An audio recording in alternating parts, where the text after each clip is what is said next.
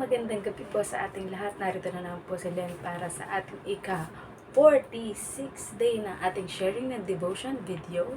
At katatapos lang po nating makinig ng ating Thursday devotion na kung saan ay pinangunahan ng ating Pastora Joy De La Rosa Habon from Alive in Christ, Hong Kong, dito sa Wan Chai. So, mga panibagong kaalaman na naman ang ating nadagdag sa atin ng mga dating alam dahil sabi nga, ang ating kaisipan ay dapat mag-expand kagaya ng ating topic ngayon or ating theme sa ating naging 8-year anniversary na expansion of God's Kingdom. So, kagaya ng pag-expand in numbers ng ating mga nakakasama, mga members, and mga kapatid sa pananalig sa ating Diyos, is dapat nag-expand din ang ating kaisipan para sa mga dagdag na kaalaman na ating matututunan at pwede din nating mai-adapt at mai-share sa ating kapwa, diba?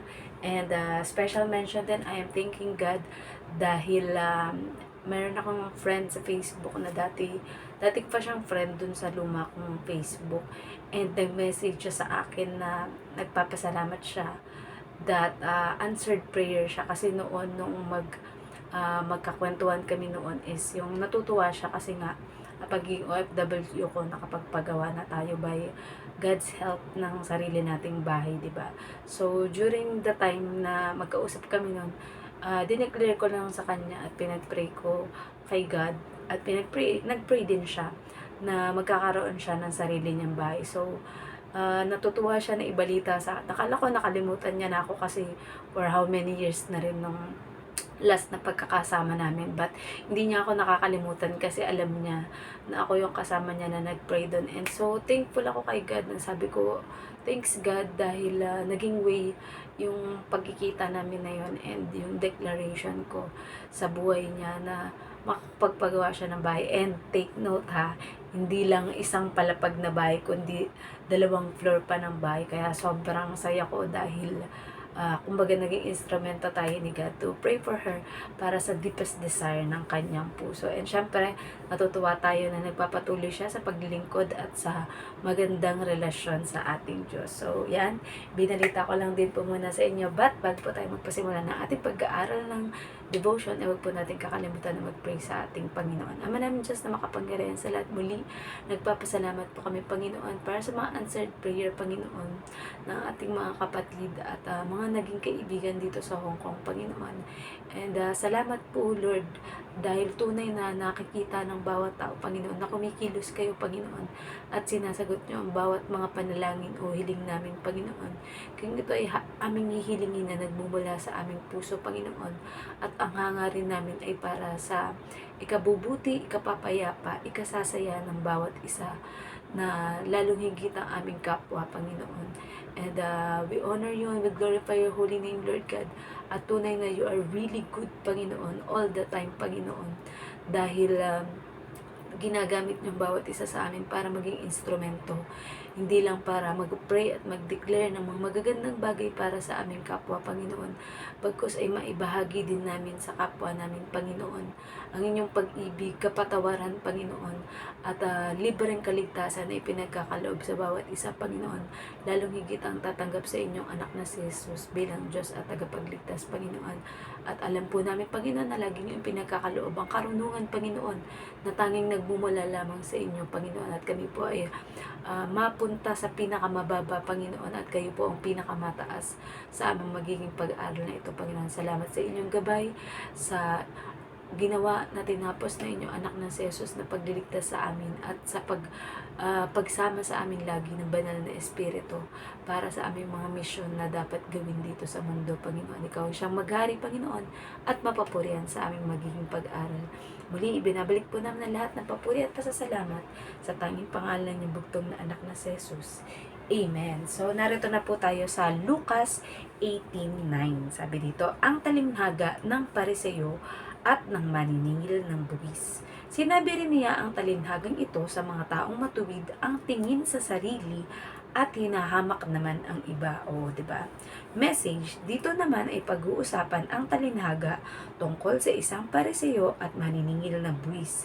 Dahil ito ay para sa mga taong ang tingin sa sarili nila ay mas mataas o nakahihigit sa iba. Application, ito talaga ang nararanasan ng karamihan sa atin dahil marami talaga ang mga mayabang o mataas ang tingin sa sarili. Kala nila ay karapatan na nila iyon para hamakin o maliitin ang sa tingin nila ay mas mababa sa kanya. Napapanood natin ito o napapakinggan sa mga palabas sa telebisyon o radyo ang mga kwento na mayroong mga mayayaman o makapangyarihan na dinudusta, sinasaktan o pinapahiya ang mga mahihirap. Kaya ang mga mahirap o inaapi ay nagsusumikap at sa bandang huli ay sila ang nagwawagi at nagiging masaya. Kaya laban lang sa bawat hamon ng buhay. So, purihin ang pagkabasa ng salita ng Diyos. So, yun na nga. So, karamihan talaga ng mga tao ay meron talagang may ganyang episode na kumbaga pag alam nila na mayaman sila or marami silang talent, marami silang kayamanan, 'di ba? Marami silang kumbaga maraming pwedeng maipagyabang ang karamihan ng tao. Iniisip nila na ay magaling na ako, 'di ba? Ako ang pinaka number one sa lahat, 'di ba? Parang isa sa example na lang diyan. Kagaya si Michael Jackson, o yan, ibibigay ko sa inyo ng example, 'di ba?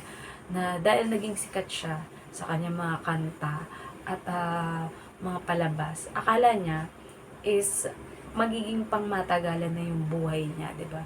So, from yung dating itsura niya or kulay, hindi siya nakontento, so pinabago niya. Tapos lagi siyang gumagawa ng paraan para mapahaba yung buhay niya, para mapanatili niya yung kanyang pagiging sikat at pagiging kilala, 'di ba? Pero hindi naman siya nabigo during that time. Yun nga, naging sobrang sikat siya. Kaso nga lang, hindi maganda yung naging epekto ng pagsikat niya. Kasi kumbaga, parang inisip na niya na natatakot siya na merong makahigit sa kanya, 'di ba? Na may mas sumikat sa kanya, may mas maging mataas kesa sa kanya. Pero hindi niya alam na dapat ang lahat ng mga tagumpay o nakakamit natin ay sinasabit natin yan sa Diyos. Kasi sabi nga, tayo sa pamumuhay natin dito sa mundo, hindi natin iisipin na dahil sa atin bilang tao, kagaya nga sa naging topic sa devotion namin ngayon, hindi mo iisipin na dahil ipinagkaloob sa atin ng Diyos yung dominion or authority sa lahat ng mga nilikha ng Diyos dito sa mundo, is iisipin natin na sobrang ang taas na ng tingin natin sa sarili natin na ay kayang-kaya ko ang lahat, ako ang susundin ng lahat ng to dahil sa akin pinagkaloob ng Diyos yung lahat ng karapatan at otoridad or kapangyarihan, 'di ba? Pero lagi mong iisipin na ang pinaka-boss natin ay walang iba kundi ang Diyos. Ang Diyos ang pinakamataas sa atin at pumapangalawa lang tayo na tao, and then yung mga hayop, mga living things dito ay ibinigay yung otoridad sa atin kasi yun nga, yung espiritu na nasa atin is mula sa Diyos yan. Pero lagi natin tatandaan na tayo din ay may halong alikabok or galing sa lupa. So, may mga kahinaan tayo. Kung tutuusin, di ba, lahat tayo ay hindi nakarating sa pamantayan ng Diyos. Kasi ang pamantayan nga ng Diyos is 100% or perfection. Kaso, dahil nagkasala ang ating mga ninuno at yung pagkakasala na yun yung nagpalayo sa atin sa Diyos. Kasi dati, close nga tayo sa Diyos, di ba? Nung hindi pa nagkakasala ang mga tao. Kaso nung natukso at nalaman na ng tao ang tama at mali at nagkaroon na sila ng mali siya dahil napansin nila na sila ay hubad o may pagkakaiba bilang babae at lalaki. Pero dati hindi nila yung napapansin.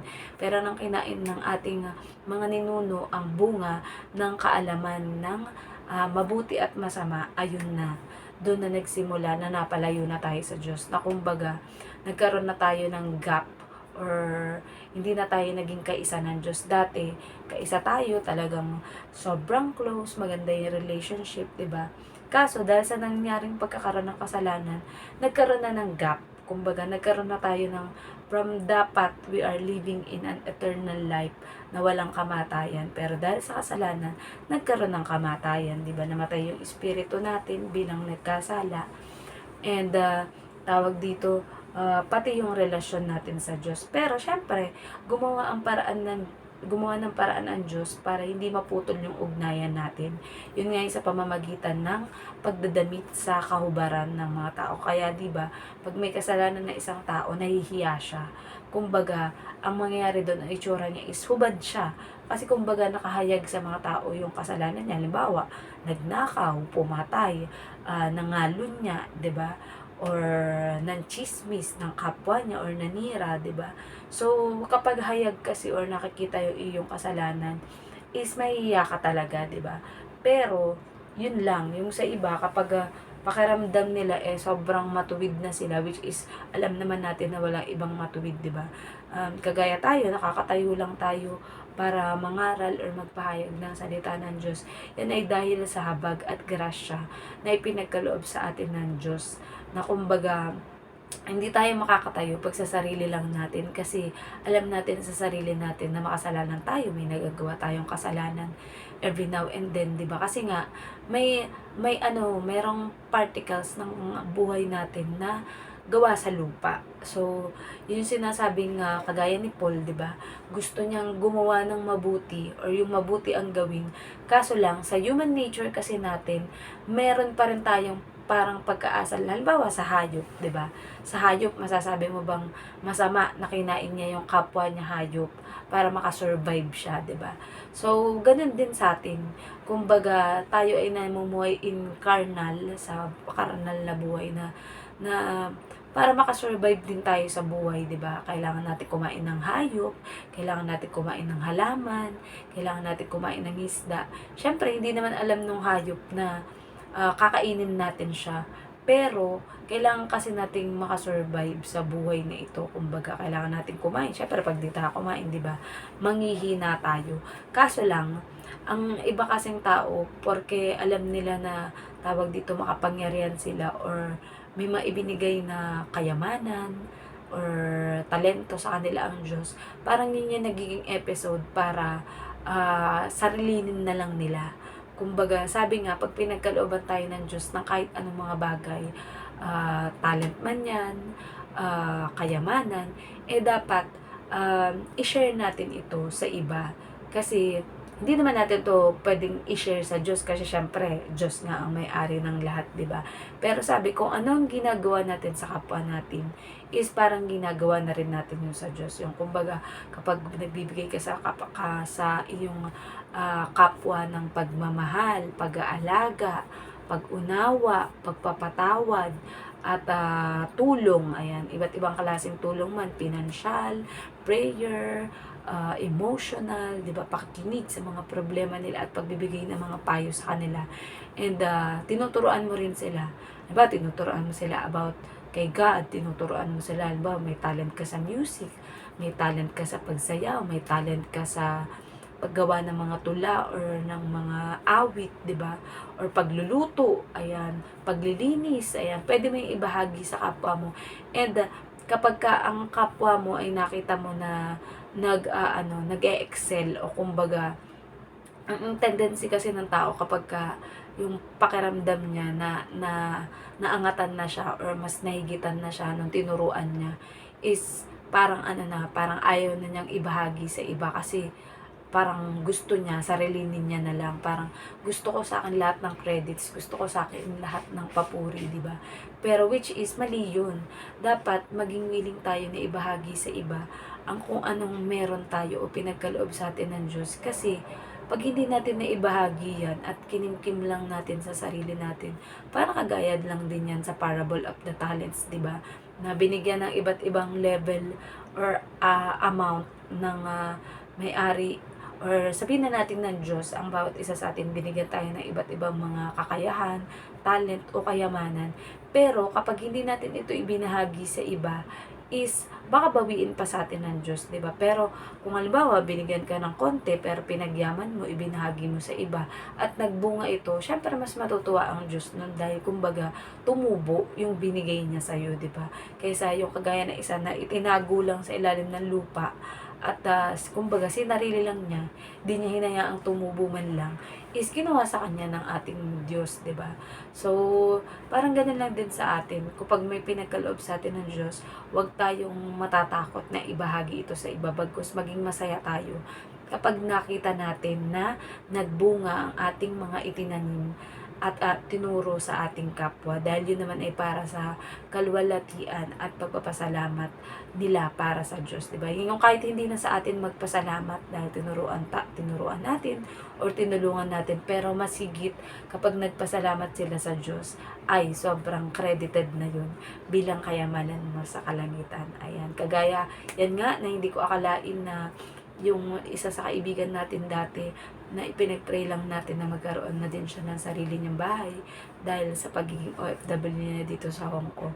And thanks God dahil sinagot na yung kanyang prayer sa pamamagitan ng pagiging instrumento natin para matulungan na ipag-pray ko ano yung heart's desire niya. And congratulations sa kapatid natin yan. Hindi ko nababanggitin ko sino ang pangalan niya. Basta alam na niya kung sino yan siya, at kung napanood niya man tong video ko na to ay talagang glory to God, and God is good all the time. So, hanggang dyan na lang po muna ang ating share ng devotion video, at po natin kakalimutan naman na lang. Ama namin Diyos na makapangyarihan sa lahat, muli salamat po Panginoon sa lahat ng mga biyaya, Panginoon. Ito man ay nakikita namin o nararamdaman lang namin sa aming puso, Panginoon. Ngunit alam namin, Panginoon, na ipinagkaloob niyo na sa aming Panginoon. Salamat, Panginoon, para sa mga answered prayer ng aming mga kapatid, Panginoon, na alam naming, Panginoon, na kayo ang nagbigay sa kanila noon dahil nakikita nyo sa kanilang puso, Panginoon, ang hangarin ng kanilang puso na makatulong, makapagpasaya sa mga kapwa nila, Panginoon. At nawa, Panginoon, ipatuloy sila na maglingkod at magkaroon ng magandang relasyon sa inyo, Panginoon. At alam pa po namin, Panginoon, na ano pa man ang mga deepest prayer ng bawat isa, Panginoon, ay tulungan niyo po kami na maging instrumento, Panginoon, upang makita nila ang kalwalatian, Panginoon. At sa pamamagitan ng pananalangin sa inyo ng taimtim, Panginoon, at pananalig sa inyo, Panginoon, at pagtanggap sa inyong anak na si Jesus, Panginoon, ay mangyayari at matutupad ang lahat ng aming dinadalangin, Panginoon. Kayo po lagi ang mapapurihan, Panginoon, at makita ng bawat tao ang kaningningan ng inyong kalwalatian, pag-ibig, pagpapatawad, at pagtanggap sa amin, Panginoon, bilang inyong mga anak. Muli, binabalik po namin na lahat na papuri at pasasalamat sa tanging pangalan ng bugtong anak na si Jesus. Amen. Good night pa sa lahat, and God bless.